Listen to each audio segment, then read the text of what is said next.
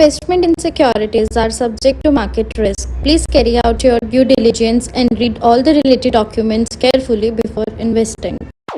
Channel को subscribe करना ना भूलें और हमारे ताज़ा वीडियो सबसे पहले देखने के लिए बेल आइकन को दबाएं।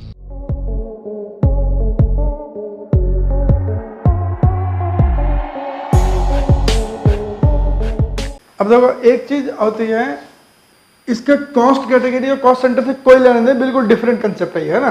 पीओएस इसे बोलते हैं, पीओएस पॉइंट ऑफ सेल को बोलते हैं पीओएस सिस्टम। कई बार ना आप क्या करते हो, आप किसी डिपार्टमेंटल स्टोर में जाते हो, आप किसी रेस्टोरेंट वगैरह में जाते हो, कहीं जाते हो तो डिपार्टमेंटल स्टोर में अलग अलग कैटेगरी की चीज़ें होती हैं, अलग अलग टैक्स रेट की अलग अलग आइटम वाली चीज़ें होती हैं। आप उनको पिक करते हो और मान लीजिए आपके पास आपका बिल बना 80 रुपये का, तो अब आपके पास क्या है, आपको इसकी पेमेंट करनी है। मान लीजिए आपके पास पैसे हैं 1070 रुपये।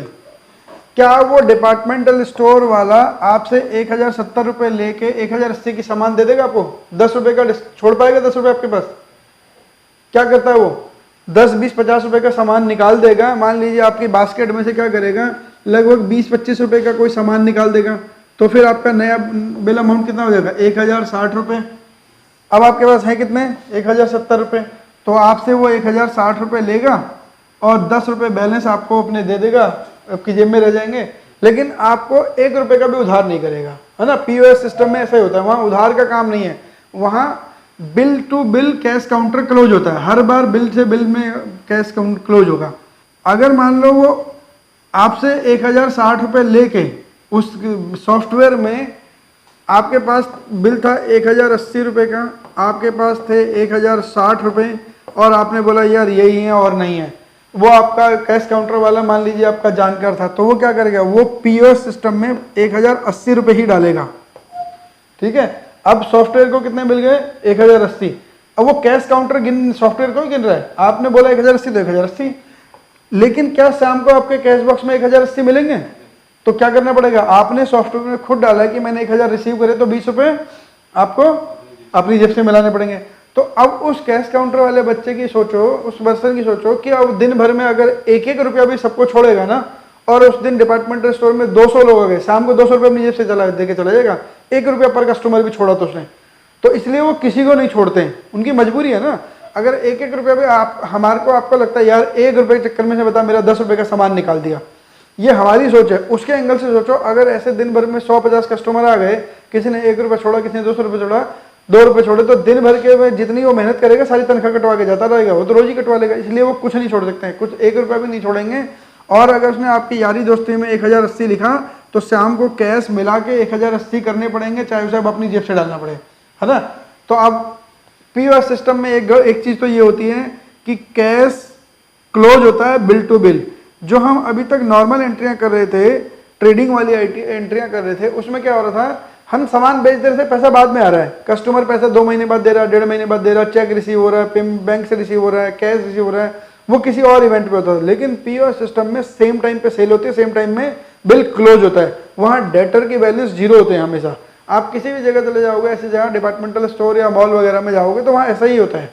अगर आपके पास ऐसा हो सकता है दूसरा कि मान लीजिए आपने 2500 रुपये का सामान खरीदा, अब आप उसकी पेमेंट करनी है, आपके बास्केट में 2500 रुपये हैं का बिल है, सामान है, तो आप 2500 के सामान के अगेंस्ट इस 2500 रुपये की जो बिल वैल्यू है, आप ये कह सकते हो ये भाई देखो मेरे पास ना एक तो वाउचर पड़ा है, 500 रुपये का गिफ्ट वाउचर है, एक तो ये पकड़ो, जब मैं पिछली बार आया था तब तो मैं बोला था अगली बार खरीदोगे तो 500 रुपये कैसे डिस्काउंट हो जाएंगे, वाउचर मिल जाएगा।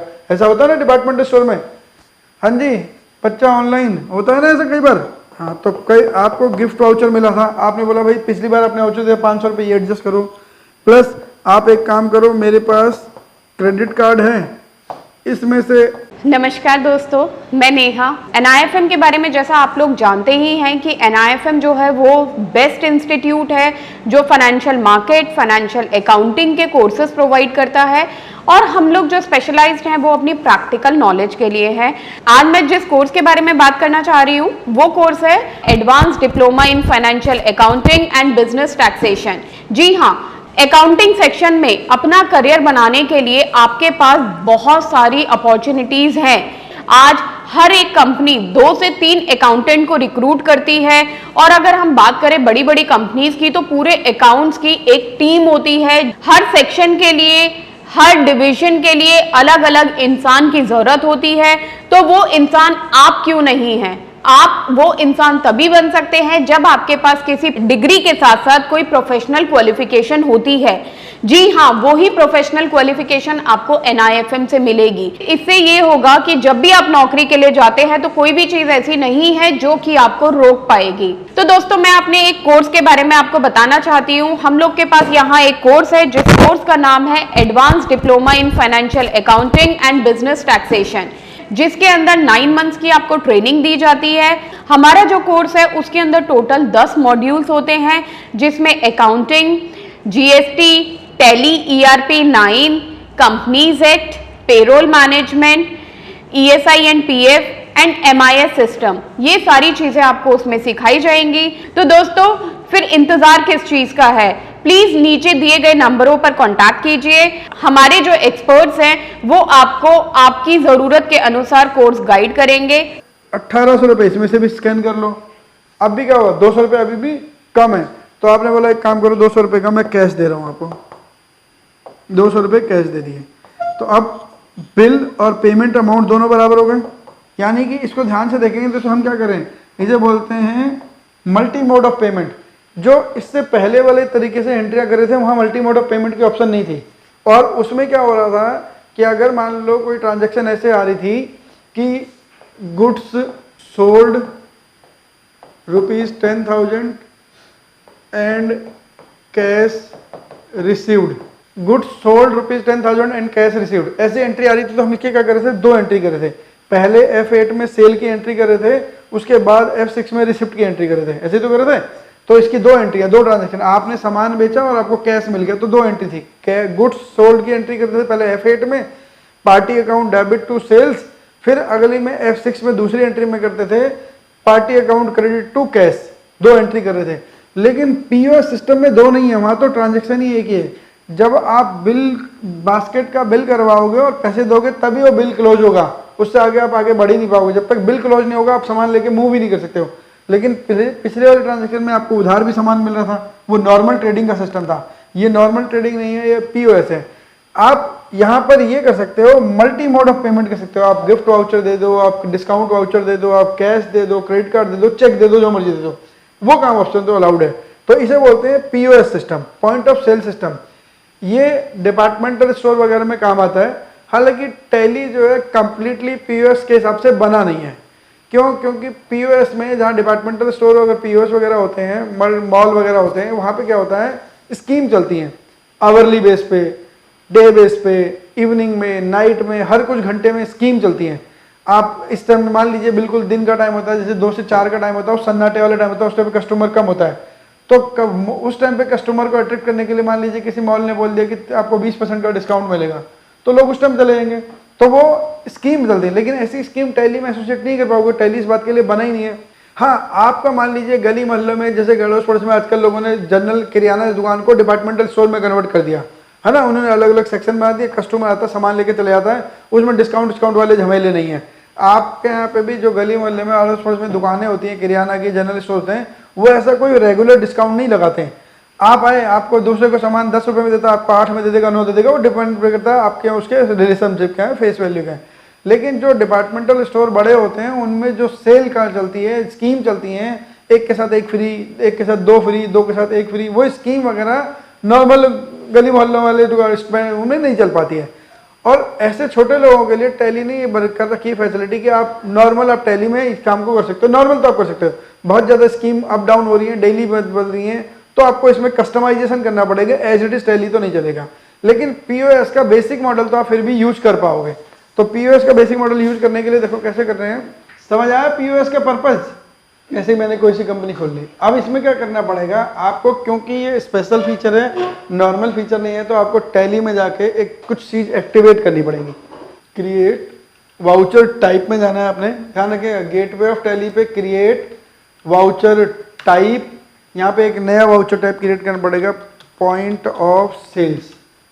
ठीक है, आप इसका POS भी दे सकते हो निकनेम, यहाँ पे ये जो एलियाज होते हैं इसके निक नेम होते हैं, POS भी दे सकते हो इसको, वैसे point of sale full form होती है। इसका ग्रुप सेल्स होता है क्योंकि ये सेल्स है, वाउचर टाइप सेल्स में होता है, ये सेल्स के लिए। आप यहाँ पे चलते रहो, यहाँ और कुछ नहीं करना है, यहाँ पे यूज फॉर POS इनवॉइसिंग इस ऑप्शन को यस करके आना है ना। ऐसे कोर्स के बारे में बात करना चाह रही हूं जिस कोर्स को करने के बाद आपके लिए सारे दरवाजे खुल जाते हैं, आप जो करना चाहें वो कर सकते हैं। आप इस फील्ड में जॉब करना चाहें आप जॉब कर सकते हैं, आप अपना खुद का ब्रोकिंग हाउस ओपन करना चाहें आप अपना ब्रोकिंग हाउस ओपन कर सकते हैं, आप सेल्फ ट्रेडिंग करके पैसा कमाना चाहें आप वो कर सकते हैं, आप फ्रीलांसिंग करना चाहें वो कर सकते हैं। तो दोस्तों ऐसी चीज आपको कहां मिलेगी जिसके बेसिस पर आप कुछ भी कर सकते हैं और बहुत सारा पैसा अर्न कर सकते हैं। कोर्स का नाम है advance diploma in financial market management. Advance diploma in financial market management जो कोर्स है ये NIFM national institute of financial market का सबसे बेस्ट कोर्स है, क्योंकि जिस भी स्टूडेंट ने ये कोर्स किया है वो आज बहुत ही अच्छे लेवल पर जॉब कर रहा है। Advance diploma in financial market management के कोर्स की ड्यूरेशन है 1 ईयर और 1 ईयर के अंदर हम लोग आपको वो सारी चीजें सिखाते हैं जो चीजें रिक्वायर्ड होती है इस इंडस्ट्री में एंटर करने के लिए। इस कोर्स के 5 लेवल्स होते हैं जिसमें हम लोग बेसिक से लेके एडवांस तक सब चीजें सिखाते हैं। और दोस्तों हमारे यहाँ पे जो हमारे टीचर्स हैं वो बहुत ही एक्सपीरियंस टीचर्स हैं, 15-15, 20-20 साल के साथ उनका एक्सपीरियंस है और उनको इसी मार्केट का एक्सपीरियंस है। प्रैक्टिकली वो लोग आपको टीच करेंगे और they are very down to earth. आपको किसी भी टाइम पर कोई भी डाउट है, कोई भी क्वेरी है, आप एक चीज को अगर 10 बार भी पूछेंगे तो वो आपको बड़ी ही इजीली आपके डाउट्स क्लियर करेंगे। तो आपने क्या करा, एक नया आप गेटवे ऑफ टैली से वाउचर टाइप पे गए, वहां पे क्रिएट करा, पॉइंट ऑफ सेल नाम से एक वाउचर क्रिएट करा जिसका ग्रुप रखा आपने सेल्स अकाउंट, ग्रुप में सेल्स अकाउंट रखा और यूज POS इसको यस कर दिया। अब यहाँ पे कुछ मैसेज दे सकते हो जैसे गुड्स सोल्ड, रिटर्न्ड और एक्सचेंज, ऐसे कोई डिफॉल्ट में ऐसे मैसेज डाल सकते हो यहाँ पे, है ना। अगर आपको सेट अल्टर डिक्लेरेशन इसे यस कर दो, ये बाय डिफॉल्ट ये है, we declare that this invoice shows the actual price of the goods, और ये टैली की डिफॉल्ट लैंग्वेज है। आप यहाँ पे अपनी भी डाल सकते हो, ये टैली ने डिफॉल्ट मैसेज डालेगा। तो ये मैसेज डालने इंपॉर्टेंट नहीं है, लेकिन आप डालना चाहो तो टैली ने यहाँ पे ऑप्शन दे रखी है, डिपार्टमेंटल स्टोर वगैरह के बिलों में जैसे ऑप्शन आती है डाल सकते। यहाँ पे मैंने एक नया वाउचर टाइप क्रिएट कर लिया। अब आपने जब नॉर्मल एंट्री करी होगी तो आप क्या कर रहे थे, वहाँ पे एंट्री सीधे F8 कर रहे थे। देखो अब मैं यहाँ पे F8 करूँगा तो मेरे से अब ये 2 चीज़ पूछ रहा है कि कौन सी सेल करनी है, POS सेल करनी है या नॉर्मल सेल करनी है। तो मुझे कौन सी करनी है, POS वाली सेल करनी है, पॉइंट ऑफ सेल, ये दोनों एक ही है ना, वो एलियाज है उसका। तो POS सेल लेनी है। देखो POS सेल करते ही ये क्या आ गया, gift voucher, credit card, cheque, cash आ गया। नॉर्मल सेल करूंगा तो ये नहीं आएगा। देखो नॉर्मल सेल में केवल नरेशन आ रही है यहाँ पे, है ना। तो आपको ये क्या बोल रहा है कि आपने किस तरह की सेल करनी है बताओ। तो मुझे क्या करनी है, POS सेल करनी है। दोबारा F8 कर रहा हूँ, मैं POS वाली सेल को ले लूंगा तो ये multi mode of payment on कर देगा। अगर मान लीजिए आपके पास multi mode of payment on ना आ रही हो तो यहाँ पे आप ये कंट्रोल आई का टैब है, यहाँ पे देखिए कंट्रोल आई, सॉरी ऑल्ट आई। तो ऑल्ट आई का टैब है, ये रहा ऑल्ट आई, सिंगल पेड और सिंगल मोड और मल्टी मोड, ये रहे ऑल्ट आई का टैब है ये। तो ये वहां से हट रही है। अगर सिंगल मोड करोगे केवल कैश लोगे, कैश के अलावा कुछ नहीं ले रहे हो। आप देख पा रहे हो यहाँ पे, देखो यहाँ पे स्क्रीन चेंज हो रही है। यहाँ पे बिल्कुल एक्सट्रीम लेफ्ट में जाओगे तो यहाँ जहाँ नरेशन लिखते हैं उसके ऊपर स्क्रीन चेंज हो रही है। देखो अब क्या आ गया, अब देखो क्या क्या ऑप्शन आ गए वहाँ पे। हाँ गिफ्ट वाउचर क्रेडिट। अब देखो मैंने इसे सिंगल मोड पे कर दिया, केवल कैश लोगे। अब यानी कि आप चाहो तो केवल सारा बिलिंग कैश पे कर सकते हो, चाहो तो सारी बिलिंग मल्टी मोड पे भी कर सकते हो। तो आपके ऊपर है, आप डिपार्टमेंट स्टोर में अपने स्टोर में क्या रखना चाहते हो। तो मान लीजिए अब मैं यहाँ पे सेल्स करने जा रहा हूँ ना, इसमें गोडाउन ऑन थे, चलो गोडाउन हटा डाल देते हैं, कोई बात नहीं। अब मैं सेल कर रहा हूँ, कार्तिक कस्टमर है मेरे, कार्तिक को सेल कर रहा हूँ। सेल्स अकाउंट क्या क्या बेचा, मान लीजिए मैंने एक AC बेच दिया इनको। अब देखो इनसे कितने पैसे लेने हैं, मुझे लेने हैं 85, 2 AC बेचे, 85,000 रुपये लेने इनसे, ठीक है। तो अब मेरे को 85,000 लेने के इतने सारे तरीके हैं। मान लीजिए इनके पास गिफ्ट वाउचर था, एक AC इन्होंने पहले खरीदा, हमने उनको गिफ्ट वाउचर दिया। तो अब देखो क्या कहानी है, ये गिफ्ट वाउचर में आपको ध्यान ये रखना है कि गिफ्ट वाउचर 2 तरह के होते हैं। 2 तरह के मतलब एक गिफ्ट वाउचर होता है कि जिसका जैसे आपने डायकन का AC लिया तो डाइकन ने ऑप्शन दिया था कि हमारा एसी बेचोगे तो उनको कस्टमर को एक गिफ्ट वाउचर देना, अगली बार जब वो एसी खरीदने आएंगे तो हम उन्हें 1000, 2000, 3000 की डिस्काउंट दे देंगे उस गिफ्ट वाउचर पे। तो अब ये जो कार्तिक ने एसी खरीदा है, 2 एसी खरीदे हैं, तो कार्तिक ने 2 एसी खरीदे, तो कार्तिक पिछली बार जब लेके गए थे तो उनके पास 1000 रुपये का गिफ्ट वाउचर था। अगर ये गिफ्ट वाउचर डाइकन ने दिया था तो कार्तिक से तो अब मैं 1000 रुपये कम लूंगा, लेकिन किससे मांगूंगा 1000 रुपये? डाइकन से ना। अगर डाइकन से नहीं मांगू तो मेरी जेब से चला जाएगा ना। तो यहाँ पे गिफ्ट वाउचर 2 तरह, अगर मान लीजिए गिफ्ट वाउचर मैंने अपनी जेब से चालू करे थे, अपनी स्कीम थी, स्टोर की नहीं, कंपनी की कोई ब्रांड की स्कीम नहीं थी, मेरी स्टोर की स्कीम थी, तो फिर मैं किसी से भी नहीं मांगूंगा, फिर वो मेरा डायरेक्ट खर्चा हो जाएगा। तो अभी हम मान के चल रहे हैं ये ब्रांड का वाउचर था, तो यहाँ पे गिफ्ट वाउचर जितने ब्रांड के आप प्रोडक्ट बेचोगे उतने गिफ्ट वाउचर अकाउंट खोलने पड़ेंगे आपको, है ना। डाइकन क्या, अब ये मेरा गिफ्ट वाउचर मेरा करंट एसेट्स और डेटर बन गया, क्योंकि मेरे को डाइकन से पैसा लेना है इसका, है ना। यहाँ पे आ गया 1000 रुपये का गिफ्ट वाउचर था, ठीक है। क्रेडिट कार्ड, अब आपको यहाँ पे वो बैंक सिलेक्ट करना है जिसमें आपकी कंपनी में क्रेडिट कार्ड स्वैप करने के बाद पैसा जाता है ना। हर आपके कस्टमर के पास क्रेडिट कार्ड किसी भी बैंक का हो सकता है, लेकिन मेरे क्रेडिट कार्ड मशीन के साथ कौन सा बैंक का लिंक है वो तो मेरा बैंक डिसाइड करेगा, मेरी कंपनी डिसाइड। तो मान लीजिए क्योंकि इस कंपनी का अकाउंट आरबीएल में, तो मान लीजिए क्रेडिट कार्ड से स्वैप होने का पैसा भी आरबीएल में जाता है, तो जिस बैंक में जाएगा वो बैंक सिलेक्ट कर लो। इन्होंने 65,000 रुपये का क्रेडिट कार्ड दे दिया। अब चेक, कस्टमर जो जानने वाले लोग हैं उनसे आप कस्टमर से चेक ले लोगे, अननोन से तो नहीं लोगे। तो इन्होंने चेक दिया, तो आप चेक किस में जाएगा? चेक भी आरबीएल में जमा कराओगे। 19,000 रुपये का चेक मिल गया। यहाँ पे जिस बैंक का इन्होंने चेक दिया उसका नाम डाल दो, एसबीआई का चेक दिया, चेक नंबर दिया डाला है तो चेक नंबर डाल दो, यहाँ पे चेक नंबर आ गया। अब 18,000 रुपये का इन्होंने वो दे दिया चेक। अब बचा हुआ पैसा कैसे मिलेगा? कैश। अब वो कह रहा है कैश रह गया 1000 रुपये, तो इन्होंने कैश टेंडर करा मुझे 999 रुपये। आगे जा रहा है वाउचर। कितने रुपए कम दे रहे हो आप? 1 रुपया कम दे रहे हो। हाँ जी, अनुराधा देख रहे हो आप, इन्होंने 1000 रुपये का गिफ्ट वाउचर दिया, 65,000 रुपये का क्रेडिट कार्ड दिया, 18,000 रुपये का मेरे को चेक दिया। अब 1000 रुपये और कम पड़ गए थे, 1000 रुपये इन्होंने कैश दे दिए, मुझे देने हैं। कैश देने कितने? 1000 रुपये, लेकिन टेंडर का मतलब दिए कितने? 999 रुपये। 1 रुपया भी कम दिया तो बिल बंद नहीं होगा। तो अब ये अगर मुझे 1000 रुपये दे देंगे तो बिल बंद हो जाएगा। मान लीजिए इन्होंने मुझे 200 का नोट थे इनके, अच्छा 200 हुई नहीं ना, 500 और 200 का नोट मिला के इन्होंने मुझे दिए 1100 रुपये। एक 500 का नोट था, 3 200 के नोट थे, क्योंकि इनके पास दूसरा 500 का नोट नहीं था। तो कितने दे? अब 1100 दे दी तो बिल बंद कर देगा? हाँ बंद कर देगा, लेकिन क्या लिख रहा है? 100 रुपये बैलेंस। तो यानी कि वो कैलकुलेट भी कर रहा है साथ साथ कि आप कितना पैसा ले रहे हो, कितना पैसा दे रहे हो। आपने 1000 रुपये देने थे, आपने 1100 रुपये दिए हैं, तो 100 रुपये बैलेंस। अगर आप मुझे 1000 रुपये पूरे दे दोगे तो कोई बैलेंस नहीं। अगर आप मुझे 990 रुपये दोगे तो आगे नहीं जाएगा ये, है ना। अगर आप मुझे 999 रुपये भी दे रहे हो तो भी नहीं जा रहा। ये लो, 1 पैसे के लिए भी नहीं जा रहा। 999 99 पैसे दे दिए, 1 पैसे के लिए भी आगे वो नहीं जाएगा। या तो पूरे 1000 चाहिए या पूरे 1000 से ज़्यादा चाहिए। तो मैंने लिखा 1100 रुपये। 100 रुपये बैलेंस बाई बिल नंबर 01। अब देखते हैं, पीओएस में बाय डिफॉल्ट प्रिंट पे चले जाता है, तो आई करके मैं प्रीव्यू दिखा रहा हूँ। देखो, डिपार्टमेंटल स्टोर के बिल ऐसे बन के आता है वो। इसमें देखो, इसमें और बिलों के कंपैरिजन में देखोगे क्या सिचुएशन जाएंगे। एक तो इनवॉइस का नाम क्या लिखा है? POS invoice. दूसरा टाइम, किस टाइम पे पंच हो रहा है। आप अपने डिपार्टमेंटल स्टोर के बिल किसी देखोगे ना, उनमें टाइम पंचिंग आती है। वो क्यों होती है? क्योंकि वहाँ पे कैश काउंटर पे स्टाफ की ड्यूटी बदलती रहती है। कल को कैश में एम्बेजलमेंट हो जाए, कैश में गड़बड़ी जो है, किसी कैशियर से गलती हो जाए, तो पता लग सकेगा कौन सा बिल किस कस्टमर, किस लॉगिन आईडी से कटा है। उस ड्यूटी के टाइम पे कौन का वहाँ पे खड़ा था कैश काउंटर पे। मान लीजिए किसी बिल में कस्टमर ने बोला इनसे में से ज़्यादा पैसे काट लिए, तो बिल नंबर खोला जाएगा, बिल पे टाइम देखा जाएगा, ये वाली टाइम मशीन आ रही है। इस टाइम पे ड्यूटी चेक करी जाएगी, किसकी ड्यूटी थी, उस टाइम की रिकॉर्डिंग उठा ली जाएगी, या उस टाइम का कैश काउंट कर लिया जाएगा। इससे पहले कैश कितना, कैश बाद में कितना, कस्टमर ने गलत बोल रहा है या कैश काउंटर वाले से ही गलती हुई है। तो इसलिए इसमें एक टाइम पंचिंग होती है। दूसरा, आपके प्रोडक्ट का नाम आ गया, कस्टमर का नाम ये आ गया, प्रोडक्ट का नाम आ गया, क्वांटिटी आ गई, वैल्यू आ गई।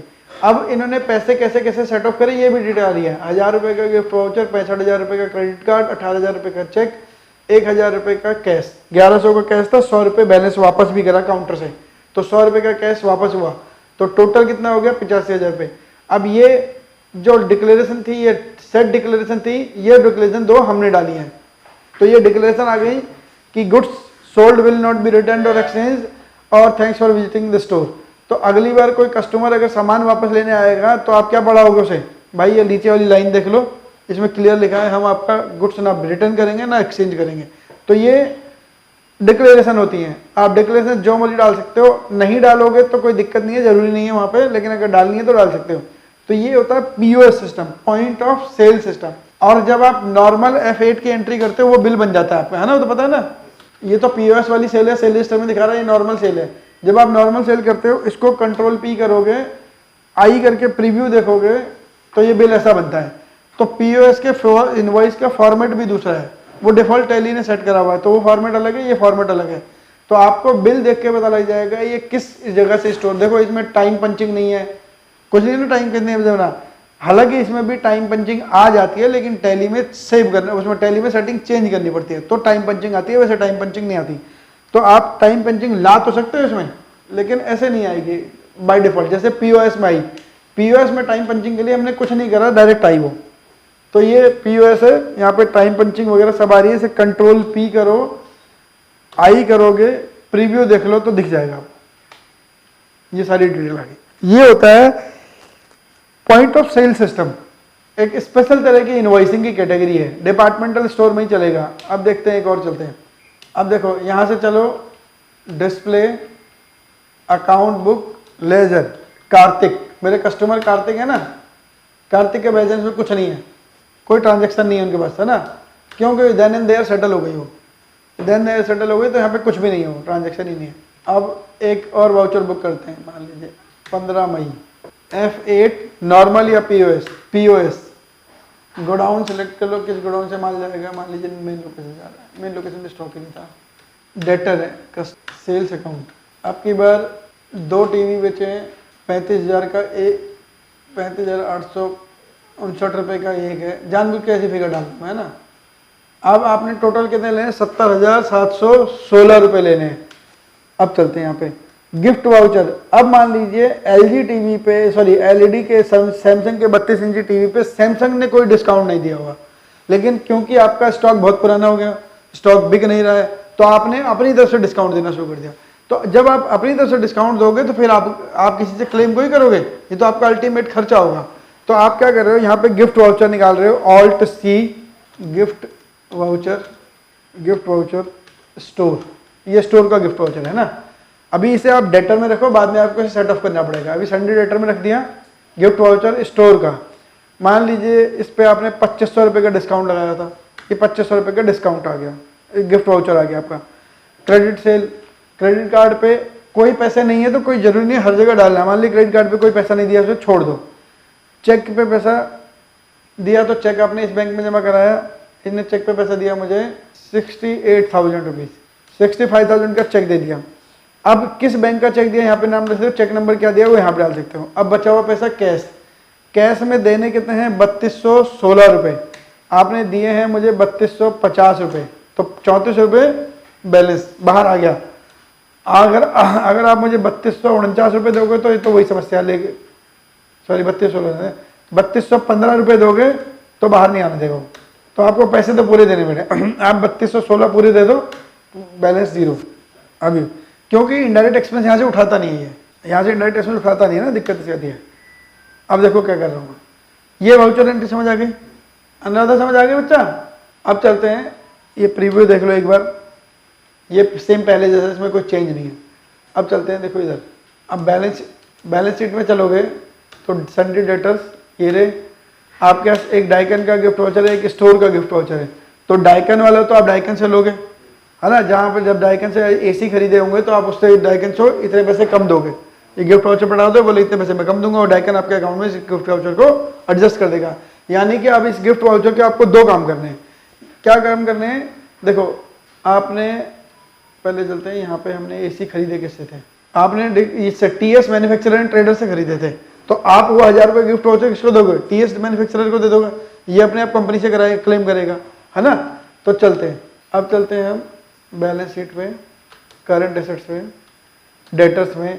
ये 1000 रुपये का गिफ्ट वाउचर आपको किससे लेना है, TS मैन्युफैक्चरर से। तो आप इस पैसे को कहाँ ट्रांसफर करोगे, एक जनरल एंट्री करोगे, TS मैन्युफैक्चरर में डाल दोगे, Alt I। आप वाउचर एंट्री किसी रिपोर्ट को देख रहे हो, रिपोर्ट देखते हुए एंट्री करनी है, यहीं बैठ के आप एंट्री कर सकते हो, तो उसके लिए है ऑल्ट आई। ठीक है, अब मुझे जर्नल एंट्री करनी है। जर्नल एंट्री टीएस को डेबिट करना है, जिससे मैंने 1000 रुपये क्लेम करने हैं, तो ये 1000 रुपये आ गए। और मुझे क्या करना है, स्टोर डाइकन का गिफ्ट वाउचर, ये gift voucher Daikin by gift voucher encashed है ना, गिफ्ट वाउचर से एनकैश करा लिया मैंने, अब उसके पैसे कम दूंगा टीएस में, ये आ गया। अब चलते हैं, मेरा एक गिफ्ट वाउचर वाला डेटा गायब हो गया, जीरो हो गया, उसका बैलेंस जीरो हो गया। अब ये 2500 रुपये मैंने किसी से लेने नहीं, ये तो मेरे खुद के थे, तो ये मेरे को होगा, मेरे को यहाँ से इस पैसे को ट्रांसफर करना पड़ेगा एक्सपेंस में। फिर मैं ऑल्ट आई करके एंट्री कर रहा हूँ, ऑल्ट आई F7 की एंट्री है, एक लेजर बनाना पड़ेगा मेरे, discount and rebate. Discount and rebate expenses indirect है मेरा 2500 रुपये का। अब ये क्या है, balance sheet, current assets, debtors, ये गिफ्ट वाउचर वाला स्टोर है, इसे खत्म करना है मुझे, है ना। Alt I F7 discount and rebate 2500 रुपये, स्टोर गिफ्ट वाउचर, ये आ गया। डिस्काउंट अलाउड, ठीक है, ये डिस्काउंट अलाउ हो गया। अब मेरे डेटर में से दोनों अमाउंट गायब हो गए, जो डाइकन चल रहा था वो MS को दे दिया, और जो मैंने खुद दिया था मैंने अपना खर्चा मान लिया। देखो, जो मैंने अपना खर्चा माना तो वो तो यहाँ आ गया P&L में, ये रहे 2500 रुपये, ये आ गए। तो मैंने कस्टमर को अपनी जेब से डिस्काउंट दिया था, मेरा खर्चा वो मेरा P&L में आ गया।